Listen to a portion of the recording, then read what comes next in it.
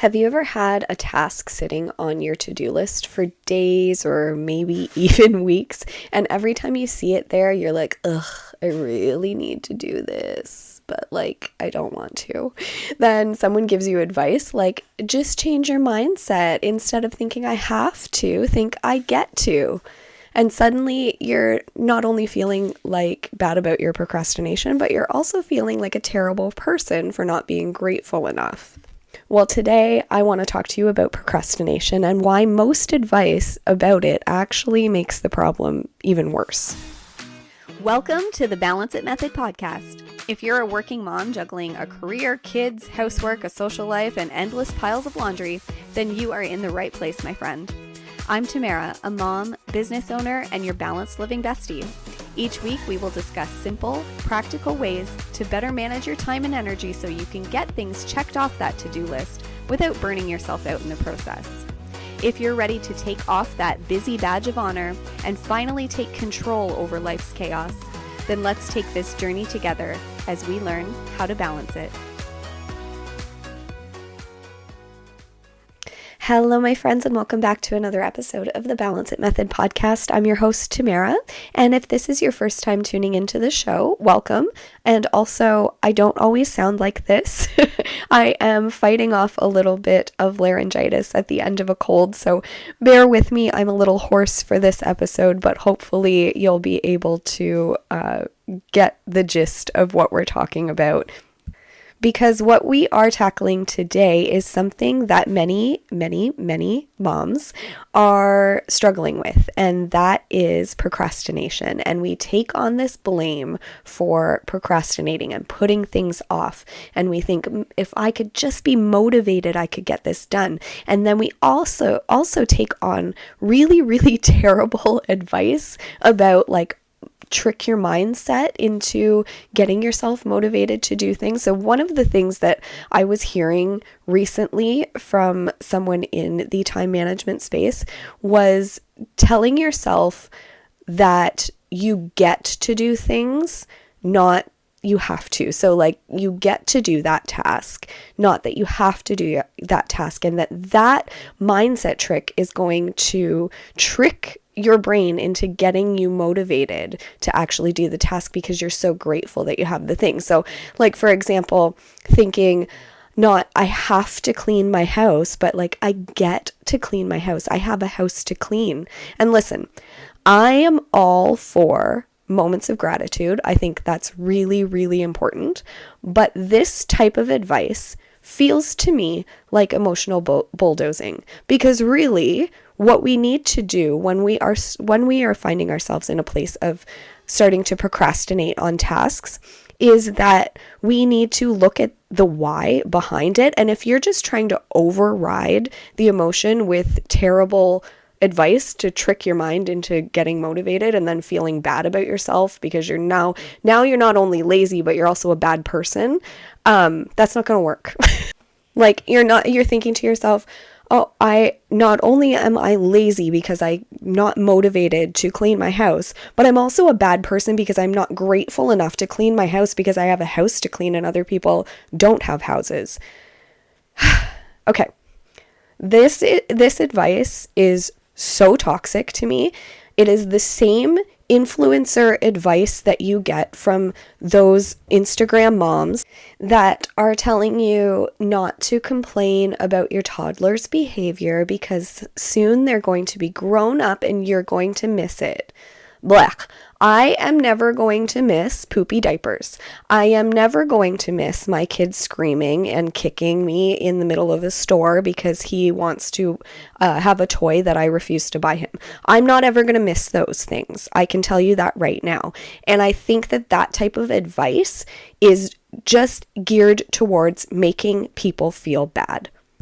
And now that you feel guilty, buy their thing, right? That's how that works on Instagram. And it makes me really angry if you can't tell. Anyway, this advice that I'd heard over the last week about being grateful about the tasks that you have to do, I don't think it was meaning to come from a bad place, but it gave me the ick a little bit, because really what your brain is trying to tell you is the information that you need to know. It's that feeling that you're feeling of wanting to put a task off is actual data. You're missing the underlying cause of your procrastination if you just bulldoze over top of it. So in my experience, there are usually 3 reasons why people procrastinate.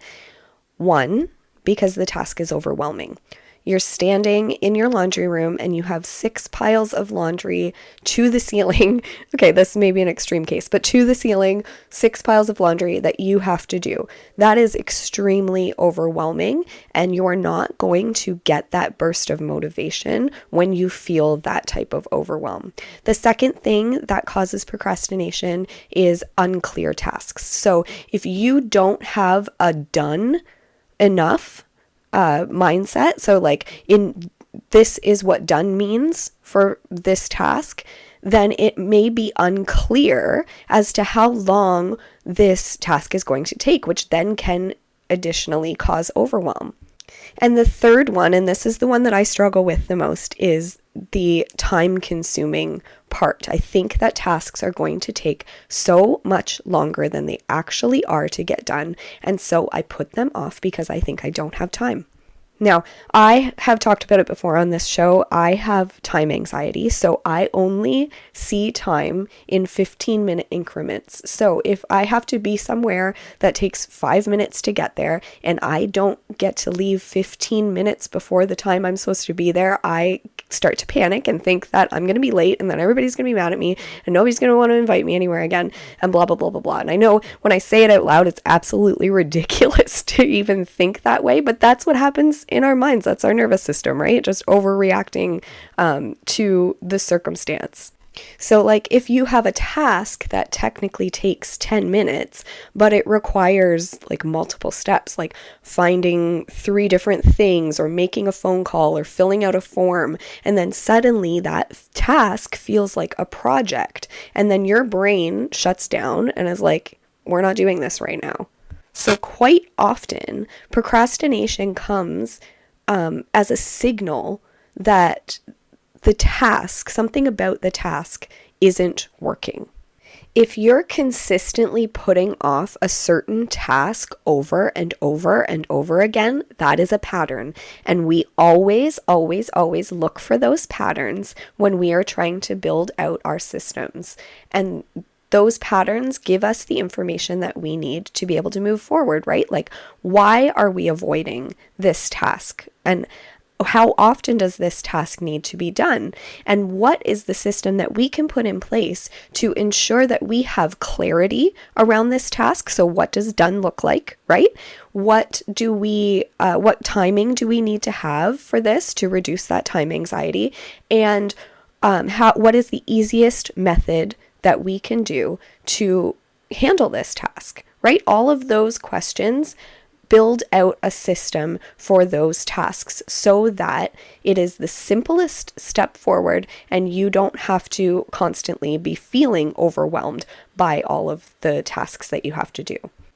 Another thing that we hear a lot about procrastination is motivation. You have to get motivated to do a task. But there's a problem with that too. And I know that sounds like better advice, but it's actually not. So I have never once felt motivated to do something that I hate doing. Never, not once. Motivation is not a reliable way to handle your life. Waiting for motivation to hit is basically waiting for like a certain mood to set in. Here's a great example. So never, not once have I ever been motivated to make dinner. I hate cooking. I hate it. I hate it. I hate it. I hate having to decide what's for dinner all the time. I hate having to make food that nobody likes, nobody eats. I hate having to make multiple different meals because nobody eats the same thing in my house. I hate every second of it. And I am not going to be able to sit around and wait till I get motivated to feed my family. Like, they're going to starve because I'm never going to be motivated for that. So what have I done to fix that problem? I've created a system. I've created a meal planning system so that I know what's happening, when it's happening, And it has made it so much easier to be able to get in the kitchen, get it done, get it cleaned up, and then move on with the rest of my life. Because now this shouldn't come as a surprise to you because you're listening to this podcast, and maybe it's your first time here, so maybe it is a surprise to you, but the thing that actually beats procrastination is systems. Systems remove the parts that make a task feel terrible. It's not that you don't have to ever do the task again. It's not that you're going to feel differently about the task. I still hate making dinner, but I know that it's much easier when I have my meal planning system in place than it is to, come up with a meal and then make sure everybody's going to like it, and which color plate does my kid want tonight so he doesn't throw a fit. You know what I mean? Now the task of cooking dinner isn't like a giant mental project in my head. It's just steps that I follow and then it's done.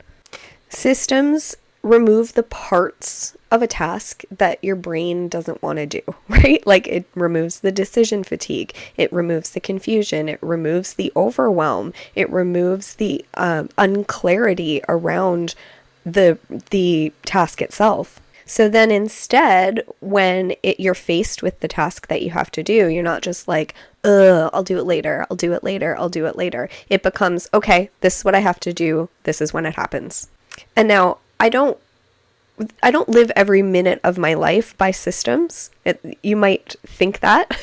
I'm not actually that type A of a person, but that's why I sit down every week to plan out my week so that I know which part of my day I'm going to be following my systems and what part of my day can be more relaxed.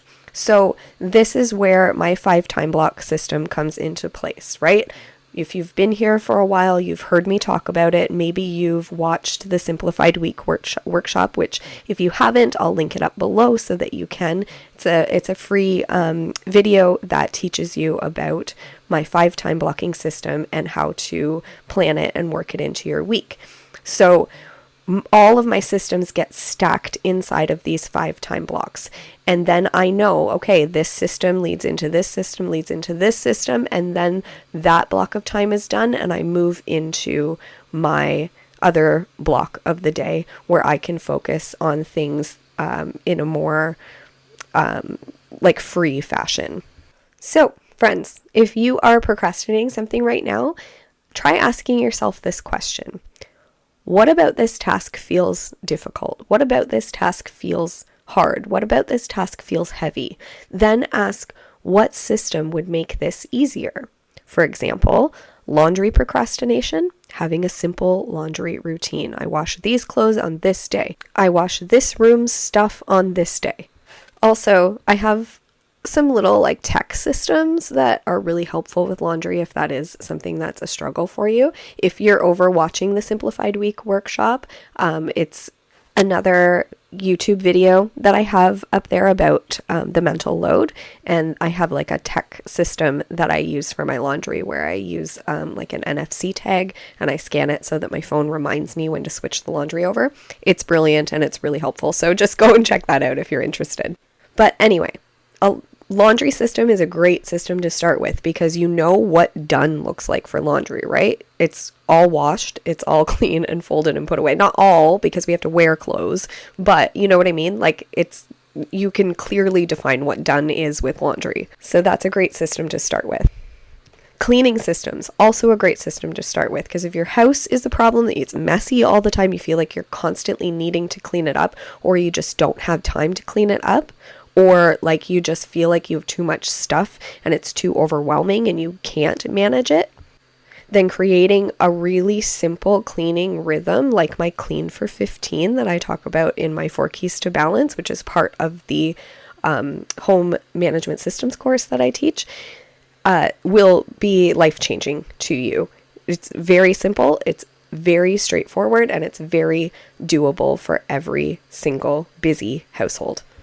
And actually, if that is something that you're struggling with in your life, I do have a free resource that I will put down below, which is my Clean It Method cleaning guide. It helps you to create a cleaning system for your home. So I'll link that free guide up below as well. So, in closing here, my friends, remember that procrastination isn't a character flaw. It's usually just a sign that something about the task isn't working for your brain or for your life. And instead of trying to force yourself to feel differently, the real solution is to make the task easier to do. Okay, friends, check out the links in the show notes below to access all that free stuff we talked about today, and I'll see you back here for another one next time. Bye, guys.